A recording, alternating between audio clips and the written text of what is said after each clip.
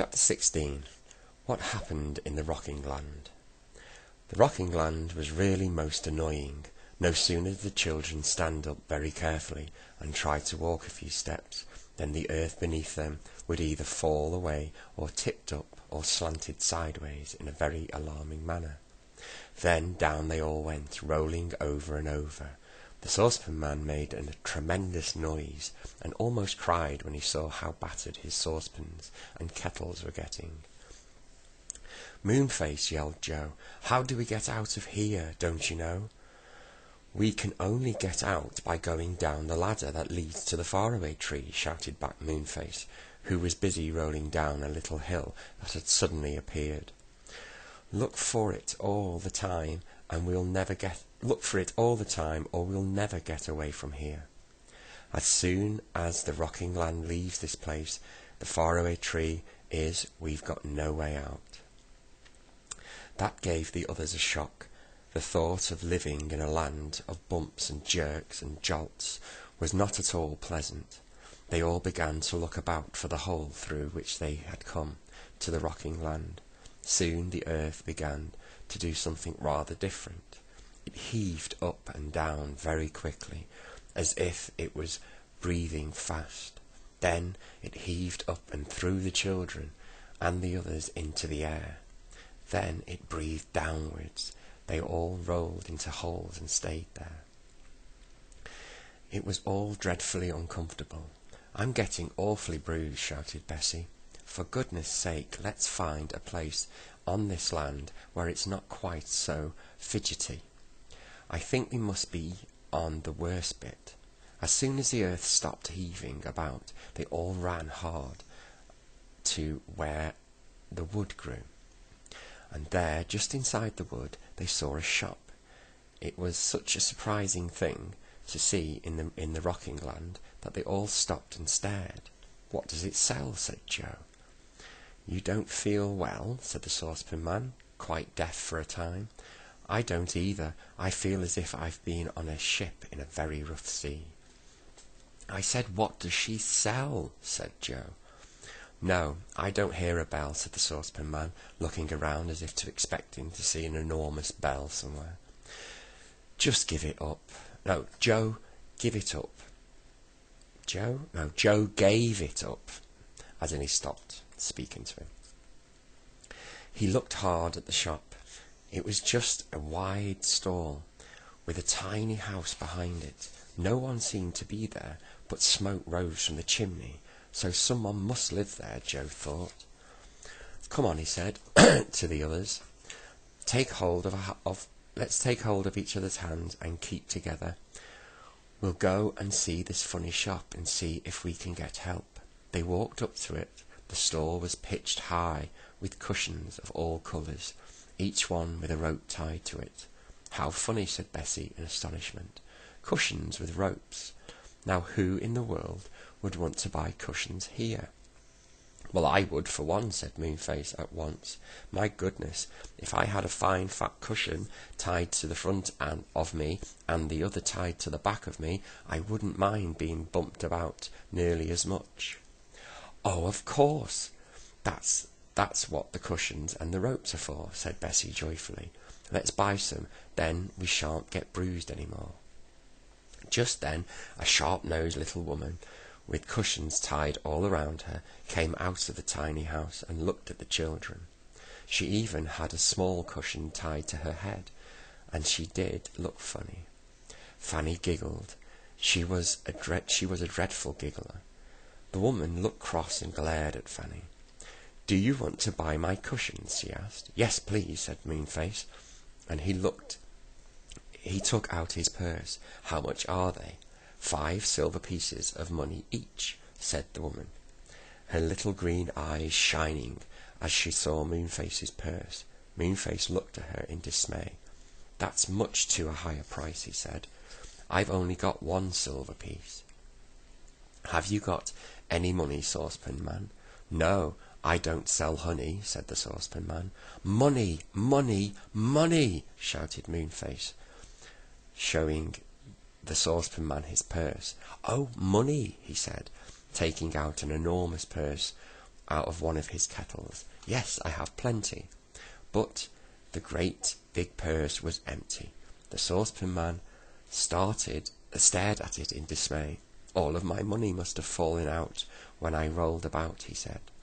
"There's nothing left. The children had no money at all."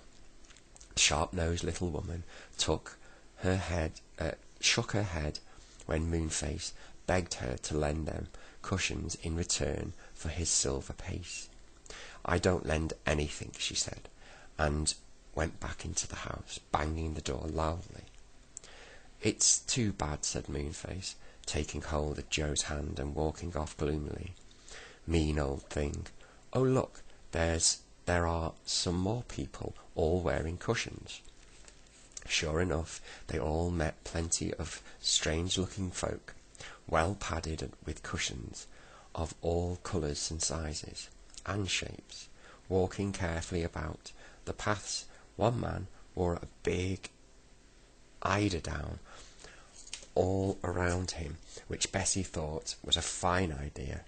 The rocking land is quite peaceful for a change," she said to Fanny. But she spoke too soon, for even as she said these words, the earth began to heave up. First one way, then the other. Over went the children and everybody else, and rolled here and there and up and down, as the land poked up first in one place and then in another. "Ooh!" groaned the children. "Wish I had a few cushions," cried Moonface, who had rolled on his big nose and bent it sideways. Crash, clang, bang went the saucepan man, rolling on his kettles and pans very noisily. "Oh, look!" suddenly shrieked Bessie, in delight, and pointed back towards the little wood where the shop was. The earth there had risen steeply upwards, and all the cushions were rolling towards the children. "Grab them!" shouted Joe. So they all caught the cushions and began to tie them firmly around them. My goodness, it did make a difference when they rolled about.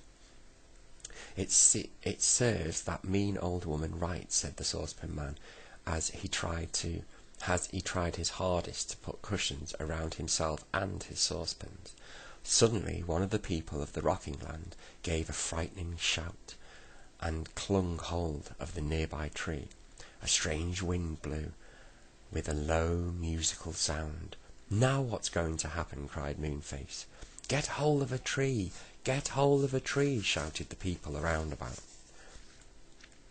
When the wind makes that sound, it means that the whole land is going to tip up sideways and then try to roll everyone off.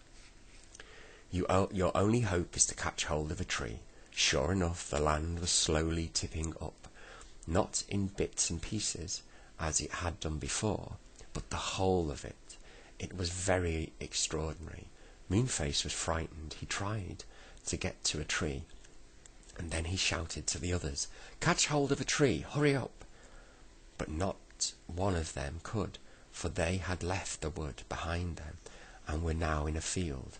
Slowly and surely the land tipped sideways, and the children and Moonface and old Saucepan Man began to roll downhill on their cushions. They were not bruised, but they were very, very much frightened. What would happen to them if they rolled right off the land? Down they went and down, nearer and nearer to the edge of the rocking land, and then, quite suddenly, Moonface disappeared. One moment he was there, the next he was gone. It was most peculiar, but in a half a minute they heard his voice lifted up in the greatest excitement. I say, everyone, I've fallen down the hole to the ladder that leads to the faraway tree by accident. I'll throw my cushions up through the hole so you'll know where it is. Roll to it if you can. Make haste." The children and the Saucepan Man saw 2 cushions appear, and they knew where the hole was. They did their best to roll to it, and one by one they got nearer and nearer.